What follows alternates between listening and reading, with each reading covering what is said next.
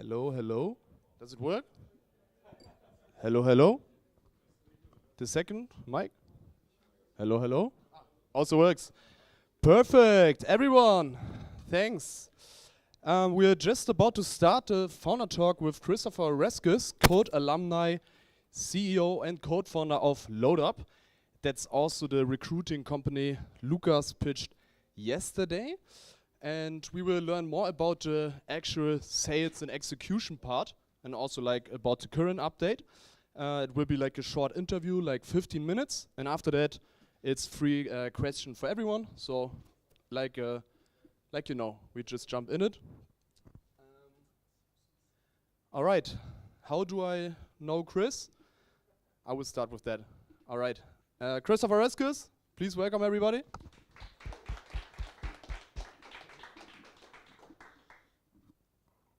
Welcome, welcome. Maybe you can introduce yourself. Who are you? What are you doing? Hi. Is it on? No, it's not on. Is it on? Hi, I'm Christopher. I'm alumni of Code University, software engineering track. Started in 2018 here at Code. And yeah, after the studies, I decided to found LoadUp with Lukas Kneip, one of the hosts of this hackathon. And we are literally just sourcing candidates to hire truck drivers, logistic workers, for example, also in the warehouse. And yeah, very happy to be here. Thank you for hosting. Thanks a lot. So you are doing the recruiting business for the logistics in Germany, right? Or is it also Europe-wide? It's Europe-wide. Our main market is Germany, but we switched to also Austria, and then have also a lot of East European companies in the portfolio right now, and for example France, Netherlands, Belgium. Okay. Can we check the mic? Yeah, so basically it's a West European market, but also East European market, with the main market in Germany. And what is your current state like? How many people do you have in the team? Can you share anything about like the, I don't know, revenue goal you're trying to hit right now? Yes, so basically we started in 2023, and yeah, right now we are 12 people for Code University students, design, sales, me as a CEO, and we have also one software engineer. We're gonna hire the next software engineer soon, and yeah, hopefully more salespeople from Code. And yeah, our revenue target this year is 3 million. Yeah, let's hit this year, and around 500 clients from very small companies, like around 2 truck drivers. But we also have the biggest 5 under contract in Germany. So for example, Deutsche Bahn, DAXA, and so on. First of all, congrats on that. And did you just say you are about to hire more salespeople? Yeah, absolutely. We hire more salespeople, also more software engineers. All right, so maybe this could be a cool opportunity for anyone of the audience. Where could they apply or find out more about it? Personal@loadup.de. All right, I will share the link afterwards as well. Let me share a story how I get to know you. Obviously, it was at Code University.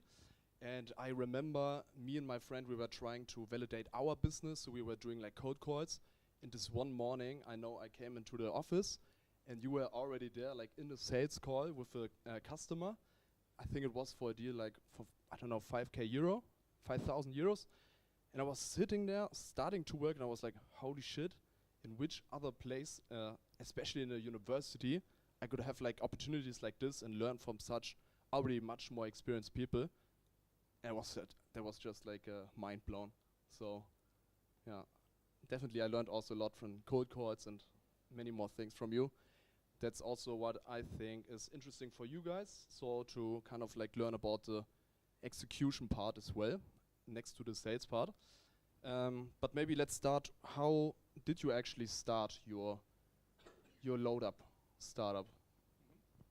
Yeah, so basically my mom, she's a fruit and vegetable dealer in Duisburg, West Germany, and she has her own logistics. My first job was a truck driver in night shift, so I was driving through West Germany, delivering food in a truck. And in 2018 I decided to come to Code after getting some money from working. And yeah, my mom was always looking for truck drivers. The market, like Indeed, Stepstone, all this recruiting sites are very well in hiring white-collar workers, tax advisors, salespeople, whatever, you name it, but very bad in hiring people in logistics. Like no truck driver will ever go out and find a job by himself. He normally just raises his hand and then he gets a job, because like the demand of truck drivers, warehouse workers is so huge that nobody is actually looking for a job. They just take the best job they have, but they most of the time are very unhappy with their job. So what we did, Lucas and me, like I got the best sales and marketing dude from Code, which is Lucas, and we started building Load Up by doing ads in social media, but also different in eBay, like wherever you are, so that truck drivers can also just use their phone and directly find a job. We are also now on around 2,000 apps with Kicker, Football One, so like sites that truck drivers use, and also the biggest newspapers in Germany, like Bild or Welt, for example. So truck drivers just use their phone, see an ad when they don't expect an ad, click on the ad, fill a funnel, and then they are in the job portal of Load Up, and we connect the truck drivers then with the right companies. Awesome. And did you had any entrepreneurship experience before, or like what were like the critical aspects of you like starting from the idea to having this running successful company? Yeah, so basically my first company was I was founding in Code, was a software agency with Markus Toftari, another friend from Code. And yeah, we were very bad in the beginning, to be honest. Had my first cold calls, my first sales calls here, but also first software building experience here at Code. And yeah, we ate a lot of shit, to be honest. Our business was very bad. Improved our business, became more professional through Code, and in the end, it was a Kickstarter for my business here, for Load Up, to go through all these experiences during my time at Code. I could learn during the time at Code, fail during Code, improve during Code, and in the end, build my second business more successfully now. Exactly, and that's exactly what we did. Awesome. And like what aspects exactly you talk about Code helped you a lot? Like was it like, I don't know, mentorship, the right people around you, or what exactly did help you? I think it's the environment that you need, a safe place to fail, but also a safe place to learn where failure is accepted, but also the right people. Like we have a lot of very talented software engineers, therefore we hired software engineers from Code. We have very talented designers, Italian designer in our team, so we have a very good Italian design, and I'm very happy to just get to know the right people here at Code, and very happy to have chosen Code over, for example, TU München. I was planning to study information technologies at TU München, and I'm very happy to have met people at Code, so that I started studying here instead of München. And so you met some people from Code before deciding, or? Yes, exactly. Like I met Leonard Schmidt, another founder here at Code, founder from Langdog, and in the end decided to come here instead of going to like a traditional university. Awesome. And so you found your co-founder at Code. You found your first customer from your family, right? My mom was not paying.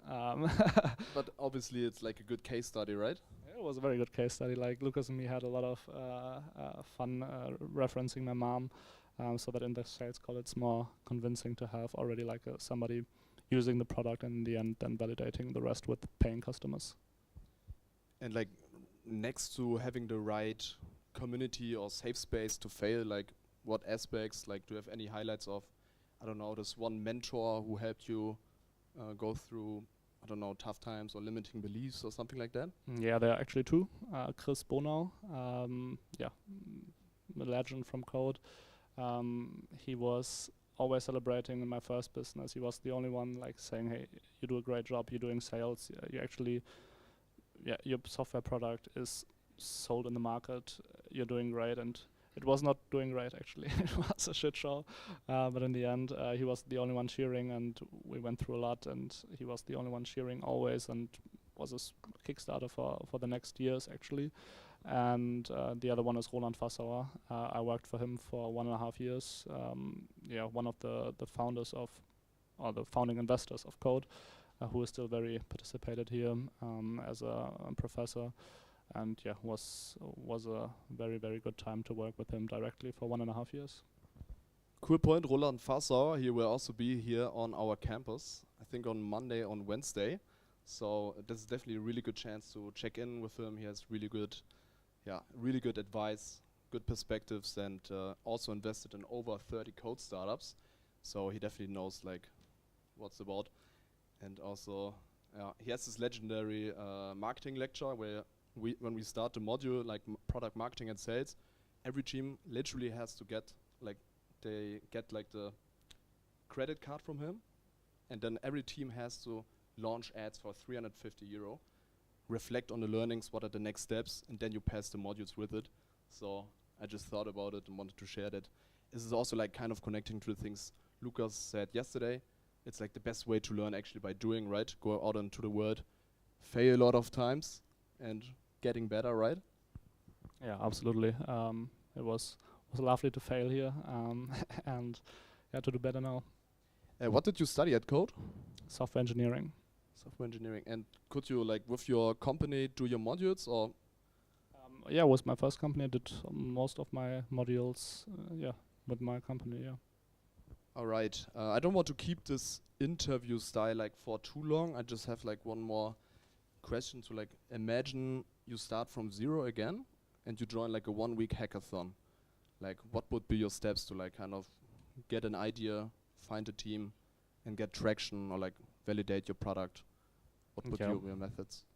Get to know as many people as possible. You don't need to work with them, just get to know them. The life is long, you can still work with them afterwards. And I would say always the first thing to do is to sell. Don't build the product first, sell the product first and then build the product. And that's what I also failed. We first built a product, then we sold it. It's not working. Sell the product first and then build the product. That's the better way around. And you said get to know as many people as possible means like experimenting in like different projects or just like connecting and then, I don't know, in the future you will work together? Yeah, just of course working with everybody is lovely, but it's not possible. So just get to know the people and concentrate on your stuff with, like your group. But in the end, talk with as many people as possible. Maybe you can work in the future. All right, well said. Thanks a lot. I would say we can open the Q&A to the audience. So if you have any questions, just raise your hand and I can bring the mic to you so everybody knows what's up. Is there any question up front? Yeah?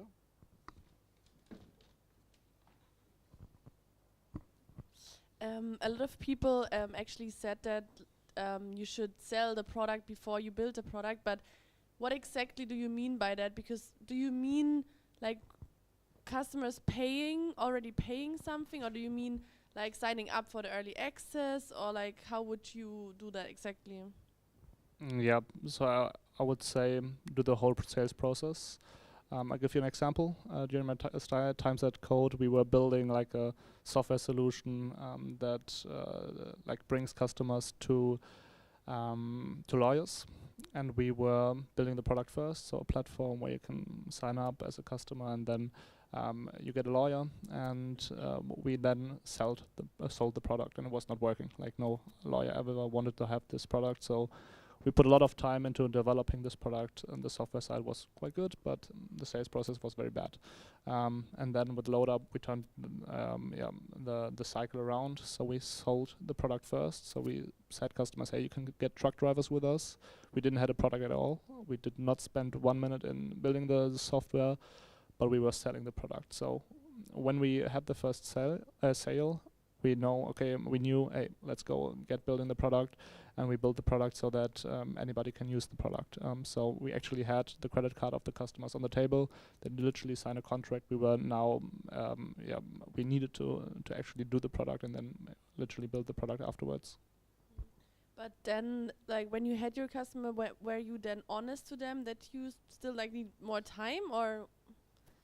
In the end, we delivered. So our software was working. We brought applicants to the truck driving company, and they were like hiring truck drivers. So in the end, we were not telling that we are super early stage. We were not telling that our product is not built yet, but we delivered what we promised, and this was applicants, and he didn't knew in the end and that no software was in the background. Because I think in some cases it's actually harder maybe to then deliver it so super fast. So That's actually super true. Yeah. all right, thank you.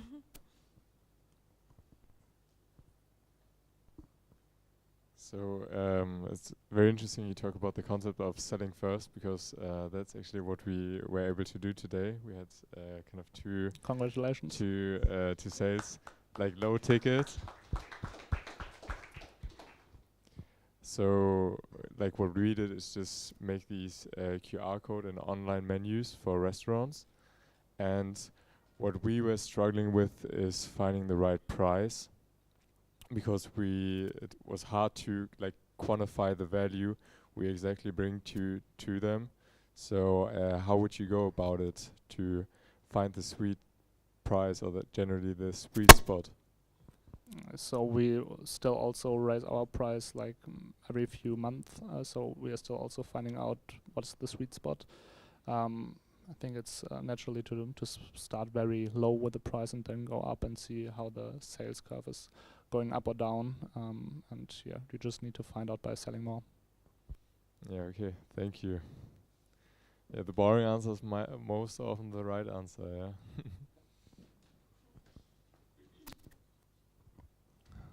Anyone still has a question here? Maybe for their project, on like they are stuck or want to learn, get some more advice. I'm actually a little bit more interested in LoadUp itself. Maybe I missed something, but from the general process, you said that you get applicants for trucking companies. How do you incorporate software into it? Like, is it just like kind of a platform where the companies go to see the applicants? Because from what I've understood, you basically get the applicants by putting on ads, and then your software is kind of the connecting piece between those, or what does your software actually do? Yeah, it's actually 3 parts. Either they apply to get a better job, and then we need to filter them through and see what applicant is matching to what company. So it's a matching software. Then we have solutions where a company is advertising over us very specifically. So they say, hey, we need a truck driver in Munich, and we advertise the company itself. So they apply it directly for the company. That's the software in the background doing the whole automated settings for like over 2,000 platforms where we do advertisement, so that we don't need people doing advertisement on 2,000 platforms, but the software is doing it basically. And we have an ATS, an applicant tracking system in the background. So if you are a trucking company, you need to manage your applicants. You get intake of applicants, you reject applicants, but you also want to document the process of hiring, and we have an applicant tracking system similar to Personio or Greenbook in the background. And we also, through Combo, another code startup, we integrate in over 200 applicant tracking systems around the world. So if you already have existing solution in the background, for example, you're a big company, you're Deutsche Bahn, you have a HR system in the background, we directly push the applicants through the software into your HR system. Very nice. You said that you've automating advertisement on over 2,000 platforms. I think for a lot of participants it's very interesting, because these first few days is all about advertising and getting the product validated. Having that background and having worked so much with Louis Kneip, our first workshop, which was very successful, what would you say from your perspective is like the best takeaway regarding ads and like validating product with ads?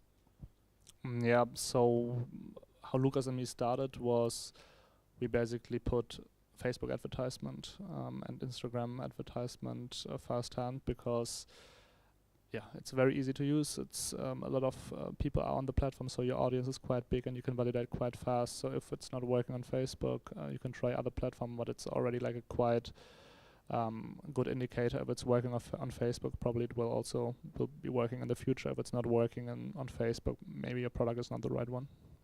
Any secret knowledge you have regarding advertisement that you're willing to share in the circle? I don't know if you saw the green ad from Lucas, but it's working like crazy.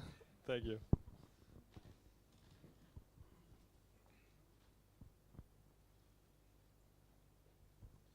I would be interested in your weekly workload and how has it changed over time? Depends on the time of the year actually. So summer is working quite good. Logistics is more relaxed. Like they need a lot of personnel. So our workload is quite high, but it's a lot of fun. I would say around 60 hours. But yeah, in winter times when it's very hard to sell, we're doing a lot of product work. But we still need to keep sales running. Like in the winter month, like January, February. It's also sometimes an 80-hour week, but yeah, I also get some 40-hour weeks at some point.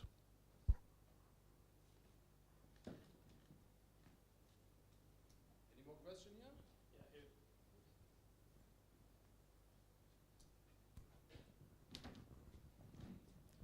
Hello, Christoph. So the question is again follow up to selling before actually building. So what is an MVP in your definition? And when we are selling, is it really an MVP or a complete application? Yeah, it really depends on what you mean. I think a Figma design can be an MVP. So if you can showcase to a customer how your product is going to work, and then they put the credit card on the table and say, hey, if you build this, I'm willing to pay, and you sign a contract, that's an MVP that you can build. But for us, our MVP was we were getting first applicants and then selling these applicants to companies. Okay, thank you. And second question is about a code university. So as I compare this description that you gave about code with my home country's universities, it's quite different. So code is preparing the students for the industry during the studies. So do you think it is special to code, or it is a general German university thing? So I was studying in Vancouver before one semester, and it was academia. So basically, I don't know if the university so much prepared me for the market where I'm going to work in. So I decided, hey, I'm not willing to end my studies there. So I dropped out.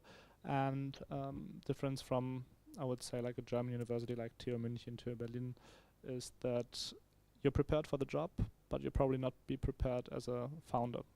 Here at Code, you're thrown into the water, to the cold water, and you're expected to swim. It's not easy. It's not fun. But it prepares you to become a founder at some point. Thank you. I think that was the question. Thank you for the speech very much. And my question was, how did you come to the name LoadUp? And have there been any big issues when scaling up? Probably run into some issues? Yeah, interested to hear about that. So ChatGPT gave us the name. Yeah, we just asked for 10 names for like a recruitment agency in logistics, and we decided for LoadUp. And I'm still very happy with the name. And scaling, yeah, we had a lot of problems scaling, and we're still in the process of scaling. Like we have 500 clients now, but there are like around 65,000 possible clients that we have in the market in Germany alone, and around 200,000 clients in Europe. And yeah, we are still like not even touching the 1%. So we are still in the process of scaling, and yeah, there's a lot of problems like getting the first employees, letting the employees grow with the professionalization process of the company. So basically becoming more professional every day, motivating the people, also scaling in software. Like probably if you're a software engineer, you know it, your MVP will never be the product that you had in the end. How do you scale the product? It's challenging every day, but it's also super fun. And we fail every day, but we need to learn from it. So it's always the same process. Do something, get data, fail, start again, and yeah, I would say that's the recipe for success. If I can, there's a follow-up question. In hiring, do you have like any sort of maybe not widely accepted, but your own internal kind of like law or rule of thumb that you go by, and also how do you choose to, okay, this person needs like some time to grow and to grow with us, and when there is like must be a breaking point, you know, to sometimes you need to depart from some of your teammates that might not grow with the company. So I guess how do you go about the easy and the hard parts? So basically hiring, I would answer in hiring, and also then managing the people and also like upskilling the people. First of all, hiring, we use a book called The A Method for Hiring. It's insane. It's a quite structured process on how to hire. You don't hire a person that you don't need, and you also don't hire the wrong person. You only hire the right person, and that's, I would say, the process of how to get there. It's a very good book, A Method for Hiring. And about upskilling the people, and people also need to improve in order to keep up with the pace of the company. If somebody is not performing, you need a performance review. If it's not working out, they need to leave. You need to be radically honest with yourself, but also radically honest with your people, and always communicate openly. If you need somebody to leave the company, communicate fast, let them room for improvement, but in the end, yeah, if it's not working out, they need to leave. Super, thanks. Very nice answers, I think. Thank you.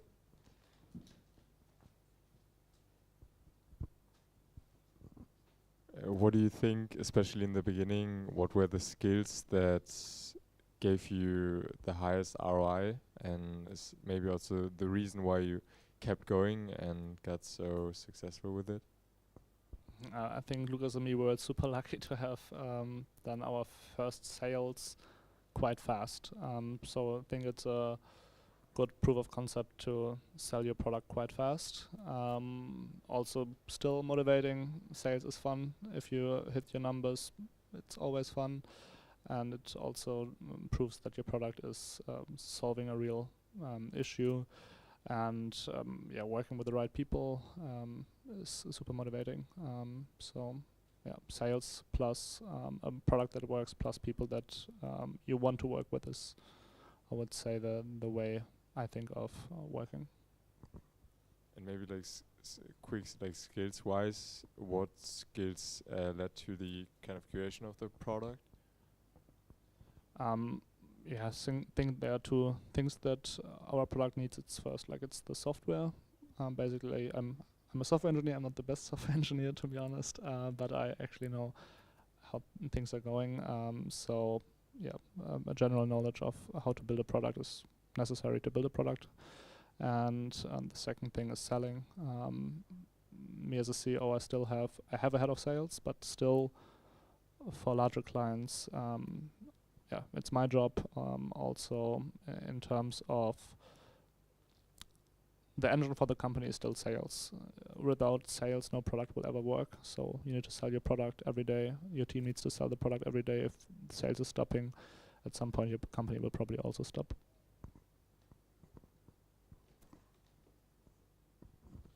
I have a question about the competitors that you see in your industry. So how did you deal with that? Because I saw a company that's doing the exact same, but they are not as successful as we want to be. So how should we analyze that and see if we are doing the right path or not? Like, you need to differentiate from your competitor. You cannot build a copycat that is exactly the same. This will not work out. So you need to differentiate, and competition is always good. So if you don't have competition, probably your market is not big enough. If you have competition, you need to differentiate. You're forced to, yeah, build a better product, and I think competition is great. Also, you had the same thing. You had the competition when you started. So we have very big platforms such as HeyJobs or Indeed, Stepstone. They are not in the same industry as us, but they also hire truck drivers. So the very big ones are our competitors, and then there are smaller recruitment agencies that also do a very good job, but we need to differentiate by thinking bigger, by building a product that is even better, and that's how we deal with it right now, like build a better product. So it was a better product, or you did the marketing better? I mean, it was the meta app that you had before you built, or was a better product? It's I think right now it's both. Like sales is still like 50% of the company, and also then marketing as the way to sales. So probably we do quite a good marketing, but yeah, the product also needs to improve every day, and I think it's a combination right now. In the beginning, it was always selling and find out what the market needs, and then build the product that the market needs. Thank you, sir. No worries, thank you. Is there any more question here? Now it's the chance. Don't be shy. Doesn't seem like, yeah, one more? Like, what in your current situation would you, let's say, just recommend to us? Let's say, recommend to young 20 or 18, 19-year-old people who just would like to learn also monetizable skills that really bring value to society. So what would you recommend for that? Solve a real issue. Like we at Code, we always have a talent to build product that nobody needs. But if you sell your product and it's working out, then you do probably good to society.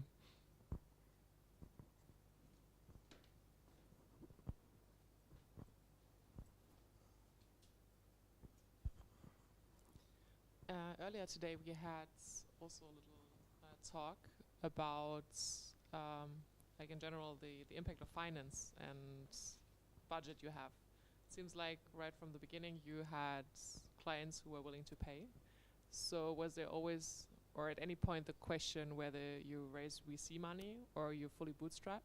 Like was it a strategic decision or you was just like I want to build this on my own without any external money? So like pros and cons of this topic in general, financial topic. Yeah, we are 100% bootstrapped. It's not always easy, but it leaves us the room to do whatever we want. If you have a VC case, you have probably more money, but you also have a lot of pressure in the back to build the product that you and your investors want. And we don't have this pressure. Like we build the product that we want, and we also can shift whenever we want. So it's a strategic decision, of course. It's not an easy decision.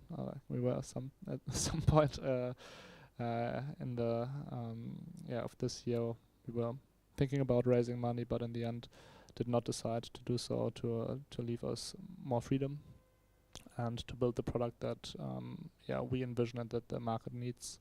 In the end it's not only a strategic decision but also like a decision how your like general compass is working, and we are not in the belief that it's right now the best time to raise VC money. Maybe also from your as a founder perspective, I think everyone has the same issue right now. Some of you might study or even be unemployed or still in a job. Like when you do this or have made the decision to be a founder full time, you have to live somehow, right? Earn some money to survive. Would be interesting to know like how you did it. Like was the money right from the start enough to survive, or was there a part-time job or whatever? Like if you want to share, I don't know. Yeah, so I decided with Lukas to concentrate 100% on LoadUp, and I would do it exactly the same. I have had savings from my previous jobs on my bank account, and they were tough times, to be honest, but I would do it again the same way, save some money, have some runway where you can just 100% focus on your startup, and yeah, I would do it again like this. Cool, thanks. Actually got this question right now, like how do you feel? What would take longer? Actually, it's rough question, but like, would it take longer to save money until you have enough to actually work on your project and completely focus on it, or actually go and raise money, because it's also very time consuming and hard process. So how did it feel for you? What's more like time consuming? I can only answer on the bootstrap case. Like I never built like a VC case startup, so I can really not say so. Yeah, I just can talk about the bootstrap case. Then can you share like the reasoning why you decided to go that way? Because did you have these thoughts that, oh, it's like faster to iterate when you can like loan the money from someone or something, versus like, okay, I'll spend this time and focus on. Yeah, basically also like our business model is not so targeted to VCs. VCs always want a business model where you have recurring business model, best 12-month recurring revenue, and a low churn rate in the end, so people leaving should be like minimized. We have a business model where clients can book on a month scale, so book 1 month, don't book for 1 month, book again, and that's not so attractive for VCs. So in the end, we were believing that we can build it ourselves without VCs, and yeah, it was also connected not only to our inside compass, but also due to the fact that probably VCs in the beginning don't think that load up is interesting for them, but yeah, over time it gets more interesting for them, but we still believe that we can do it without them. You said that you're roughly at not even 1% of the market that you're trying to capitalize on, and you're currently scaling. What are like the main issues that you are facing? Do you just have to do everything bigger, or do you have to reinvent some things?